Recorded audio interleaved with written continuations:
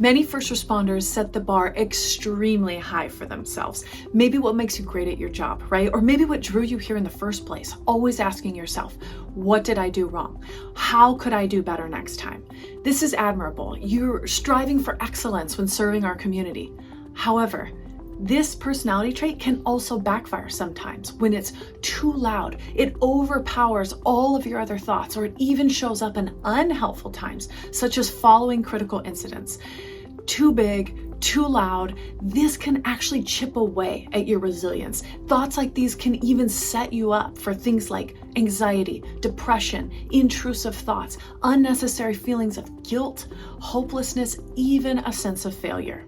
Your job is hard enough on its own. The last thing you need is your own mind turning against itself. So here are 4 tips on how to manage unhelpful negative self-talk if it comes up.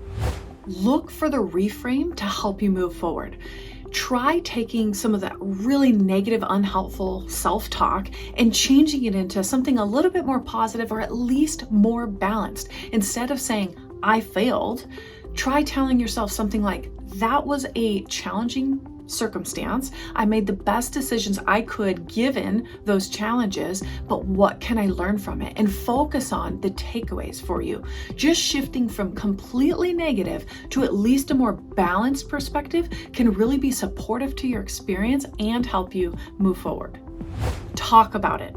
Share your unhelpful negative thoughts with a trusted person, a coworker, a family member, a therapist.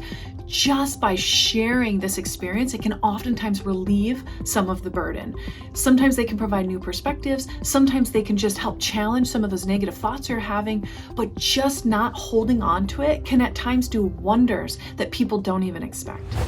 Have realistic expectations. I know this is really hard for a lot of first responders to hear, that perfection is unattainable. And part of the human experience is that you are prone to making less than perfect decisions at times. And in your work, you're often functioning in less than ideal circumstances. So it is unrealistic to expect that you are going to make the right perfect decision every time, and then to come down hard on yourself when that doesn't happen. This mindset and approach is not supportive to your resilience, which means that if you take this approach, you are going to make it harder on yourself to bounce back and move forward after challenging calls.